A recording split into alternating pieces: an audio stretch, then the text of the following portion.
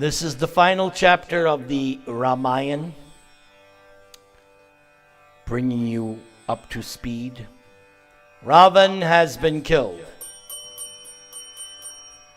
Sita has been recovered. The final chapter of Rāmāyaṇa, back to Ayodhya.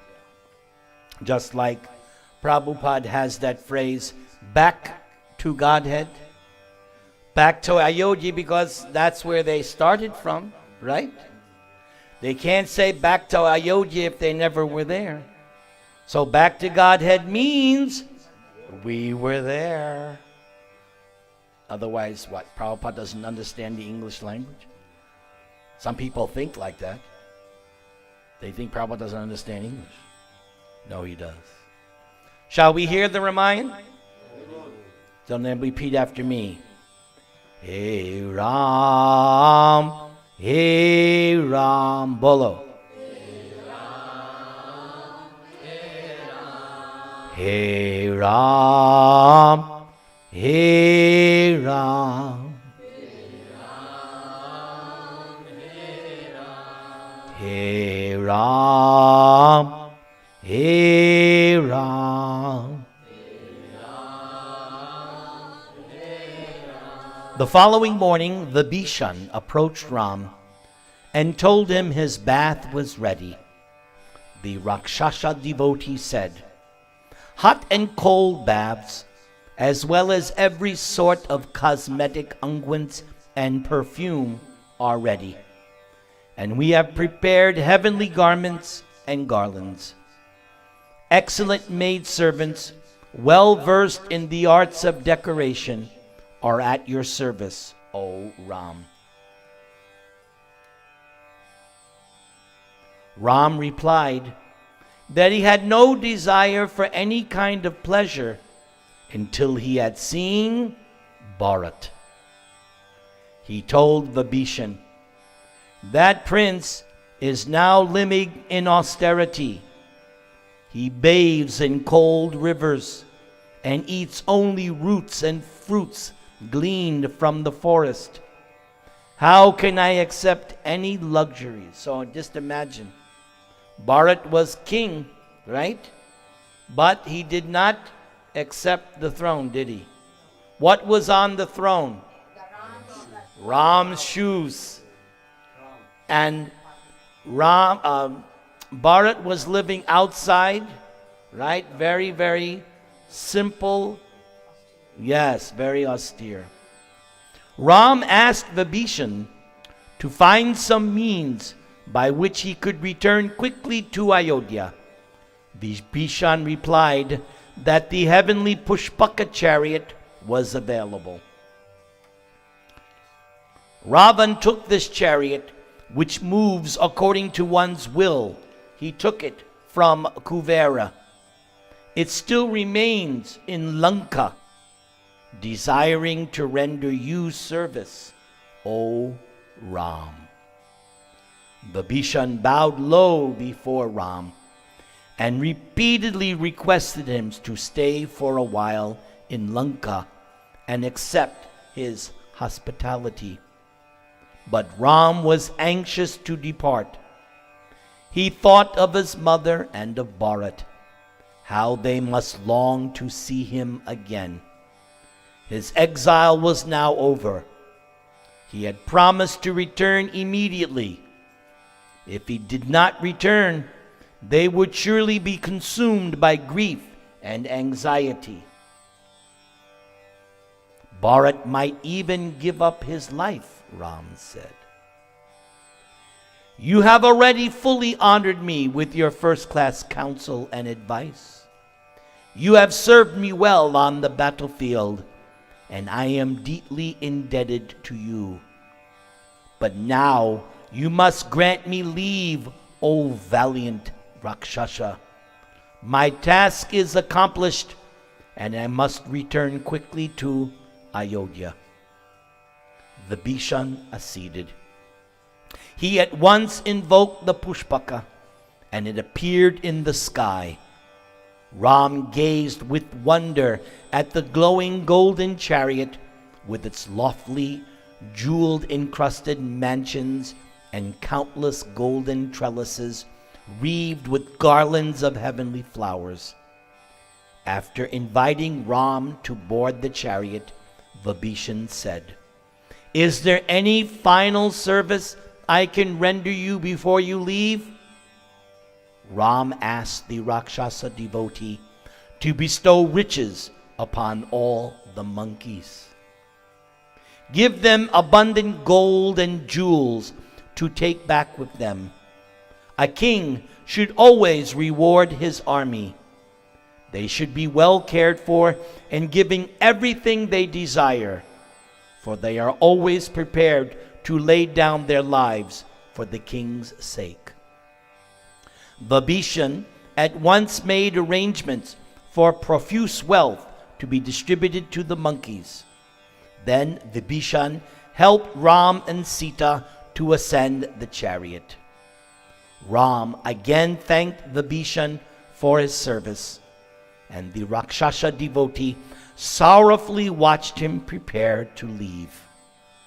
Just as Ram was about to depart, Sugriva approached him. "O Ram, take the monkeys with you. We all desire to see you installed as the emperor. After that, we will return to our own lands." Ram smiled and agreed. He invited all the monkeys to mount the celestial chariot, which was like a golden city. Looking at Vibhishan, Ram added, "You too should accompany me, O noble one. With all your kinsfolk and friends, please mount this chariot and come to Ayodhya." How nice Ram is, huh? All the monkeys get to go. Vibhishan is going with his of course. Wow, isn't that? So you see how Ram is going to enter Ayodhya with a big entourage. Once everyone was aboard, the Pushpaka rose high into the air. It flew gracefully with an image of a great swan at its front, seeming to draw it along. As it flew, Ram pointed out to Sita the sights below. He showed her the battlefield, telling her how all the principal Rakshasas had been slain, because where was Sita during the battle? She was in the Ashok forest. Wow, you can just see Ram. See, Sita, this is where, right? Sightseeing. See, we did this here. He explained how Hanuman had leaped to Lanka. As the chariot reached Kishkinda, Ram had it stop, and he told Sugriva, "Quickly descend and fetch your wives and kinsfolk, O monkey. They too should be brought to Ayodhya." Ram is so nice, all inclusive. He's not one of those, "No, you're not good enough." No. Monkeys can come. With all the monkeys back aboard, the chariot continued. Soon they passed over the forest where Ram had spent his exile. When they reached Bharadvaja's hermitage, Ram desired to meet with the rishi. He stopped the chariot and went down to see the sage, bowing low before him. Bharadvaj offered his blessings and informed Ram that Bharat was anxious to see him. The sage knew of everything in Ayodhya from his disciples, who visited the city frequently. He told Ram that everyone was expecting his return at any moment. Ram replied, "Please exert your power and make all the trees surrounding Ayodhya fill with heavenly fruits. All those who will travel to the city to witness my coronation should be amply fed." At once Bharadvaj meditated, and by his mystic power, all the trees for 20 miles around Ayodhya became heavy with fruits. The sage then said to Ram, "You should enter Ayodhya tomorrow after sending ahead a messenger." Ram agreed and turned to Hanuman. He asked the monkey to proceed ahead to the city and inform Bharat that he would soon arrive. On the way, the monkey should stop at Sringavera and inform Guha of the news. Ram then said to Hanuman, and this is interesting, listen. Ram said to Hanuman, "I want you to closely observe Bharat's features when you tell him that I am returning. I want to know his reaction. A kingdom rich in lands and wealth could surely attract anyone's mind. If Bharat has developed any attachment for the kingdom, then I shall let him continue to rule as emperor." Just see how detached Ram is. Even after all this time, he's still detached. He was detached right from the start. You know, if you know Rāmāyaṇa, when they started to live in the forest, they all came. "Ram, you don't have to do this. You can be, don't worry about your promise, you know." And every time they would try to change Ram's mind, "No, I shall not accept." He was totally detached. Still he's detached. Look at, if he has any attachment, let him. This is how great Lord Ram is. Complete detachment. Hanuman left at once. He bounded swiftly through the forest lands and soon reached Guha's abode, telling him the happy news. The Nishada king was overjoyed, and he immediately set about preparing to leave for Ayodhya. Without delay, Hanuman continued on to Ayodhya, and he arrived early the following morning. At a distance of 2 miles from the city, he found Bharat's dwelling.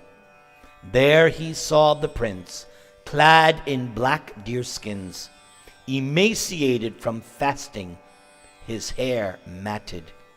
He sat by his wooden hut and shone with ascetic glory, and he was surrounded by ministers and priests dressed in similar ascetic clothing. Hanuman approached Bharat and found him continuously repeating Ram's name. So Bharat likes to chant. The monkey at once lay flat on the ground, offering obeisances.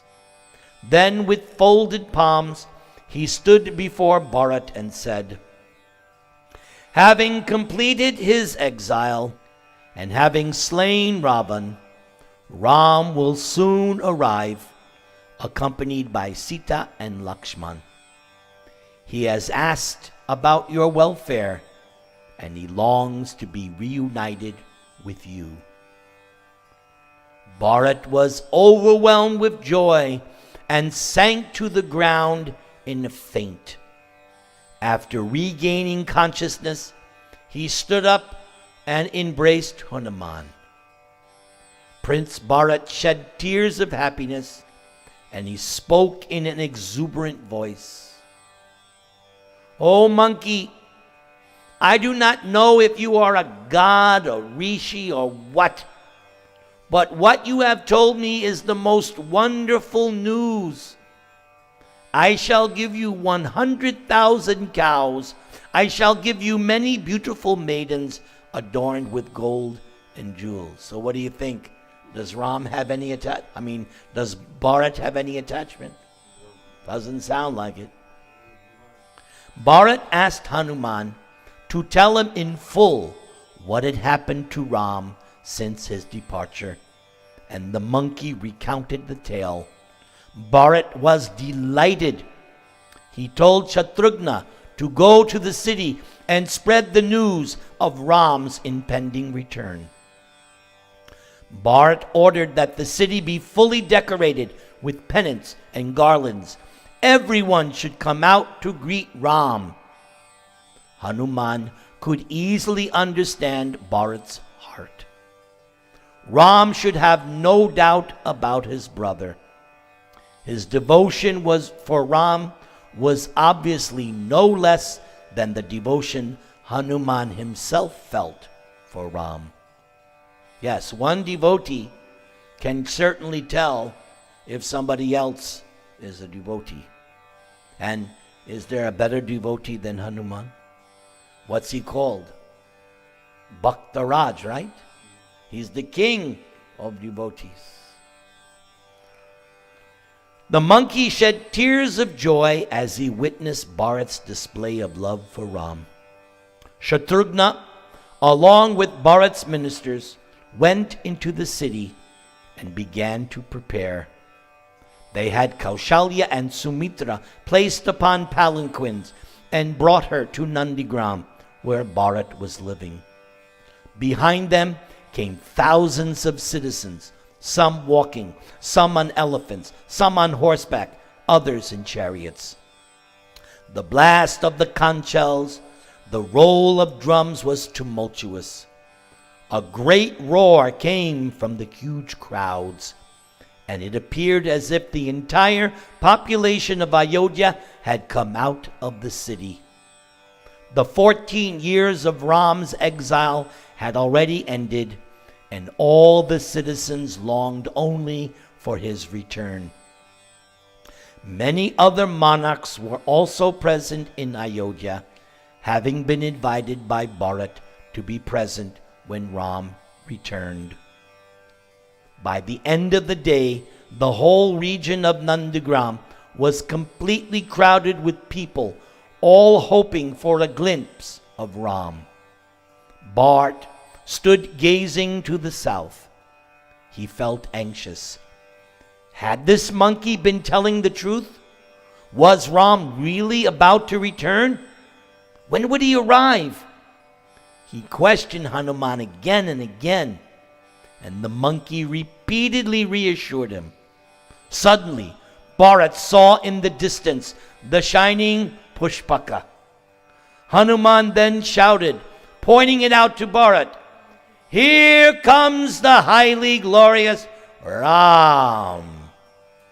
The shout was echoed by the crowd of citizens, and a great clamor arose. They looked with amazement at the celestial vehicle carrying Ram and Sita, which appeared before the horizon like the sun and moon joined together. Bharat fell to the ground like a rod, offering prostrated obeisances with arms outstretched toward the chariot. The pushpaka descended to earth, and Ram dismounted along with Lakshman and Sita. Bharat ran over to them with Shatrughna, and the four brothers embraced each other for a long time. All the principal monkeys, headed by Sugriva, Angada, and Hanuman, listen to this, all the principal monkeys assumed human forms. Amazing, huh? These are not ordinary personalities. They assumed human forms and disembarked from the chariot. Along with Vibhishan, they were greeted warmly by Bharat, who embraced them all. Bharat said to Sugriva, "You are like a fifth brother to all of us, O Monkey King." Ram saw Kaushalya nearby, and he broke free from the crowd of people who were pressing in around him. Quickly approaching his mother, he fell before her and clasped her feet. She was pale and emaciated through grief and separation from her son. Next to her was Sumitra, who appeared in a similar condition. Ram also bowed before her and touched her feet with reverence. As they met Ram, The faces of both those ladies looked like celestial lotus flowers in full bloom. Ram then greeted Kaikeyi and the other royal ladies who had come there. Ram offered obeisances to Vasishta and the Brahmins who uttered auspicious hymns from the Vedas. Ram then bowed at the feet of his father-in-law, Janak, who shed tears of joy to see Ram return safely with Sita. As he stood up and looked around, Ram smiled at the citizens, bringing joy to their hearts. Bharat brought Ram's sandals, which had been kept upon Ayodhya's throne. He placed them before Ram and said, "Here is the entire kingdom, held in trust by me on your behalf. Now I render it back to you, O Ram. My birth has borne fruit today, and my deepest desire is fulfilled. For I see now you have returned as the king of Ayodhya."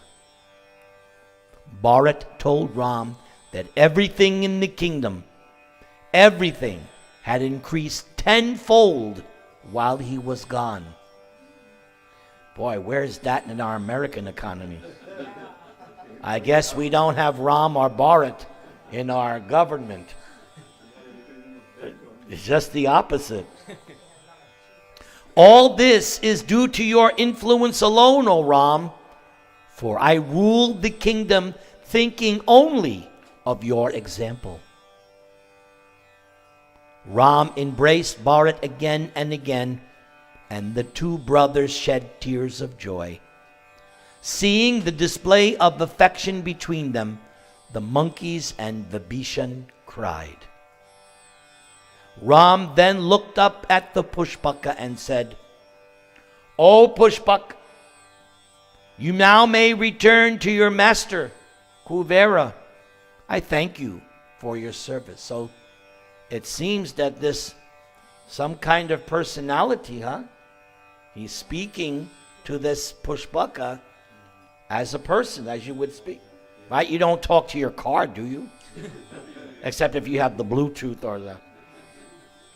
But you don't talk to... Maybe now they'll do that. Car start. I mean, I'm sure.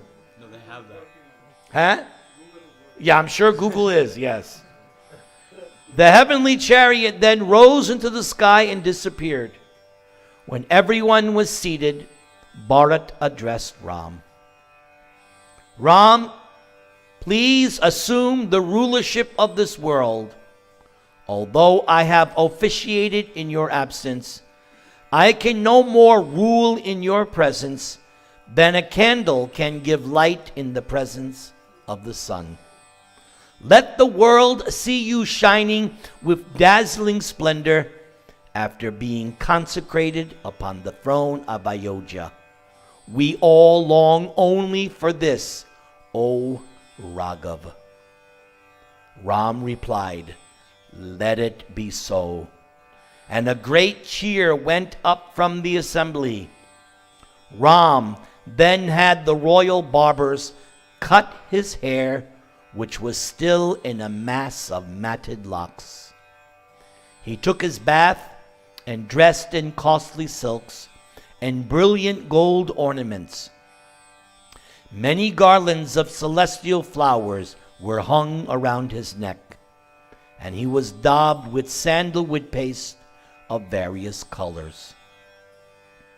The widows of Dasarath dressed and decorated Sita. Her splendid beauty captivated the soul of anyone who looked upon her. When Ram and his three brothers were all prepared, Bharat summoned Sumantra and the royal chariot. He personally took the reins, and Ram climbed aboard with Sita. As the chariot proceeded toward the city, Lakshman and Vibhishan fanned Ram on either side with white whisks, as we have here. While Shatrughna held the royal parasol over his head, hundreds of sages walked in front of the chariot, chanting mantras and hymns. Behind the chariot came Sugriva, still in human form, riding upon a great elephant, and followed by 9,000 other elephants bearing the other monkeys. The procession moved in state through Ayodhya, accompanied by the blast of conch shells and the roll of thousands of drums. They were followed by crowds of citizens, all anxious to see Ram's coronation. The city streets were beautifully decorated with flags and garlands. From the balconies of the mansions, women threw handfuls of flower petals and parched rice. Ram looked around at everyone and smiled, raising his hand in blessing. Ram entered his father's palace and ordered Bharat to take Sugriva to his own palace. Bharat left Ram to rest for the night, and after arranging for all the accommodations for the monkeys, he told Sugriva, "The coronation will take place tomorrow. Please arrange to fetch water from the oceans and rivers." Sugriva agreed and summoned Hanuman, Jambavan. Boy, he appears, he was in the Vamana Leela, he was in the Ram Leela, and he appears in Krishna Leela. He summoned Hanuman, Jambavan, Rishabha, and Gavaya. He gave each of them a golden pail encrusted with gems and told them to bring water from each of the 4 oceans in the north, south, east, and west. The monkeys bounded away and swiftly carried out his order. Another 500 monkeys fetched water from different sacred rivers all over the country. By morning, all this water had been given to Vasishta for the ceremony.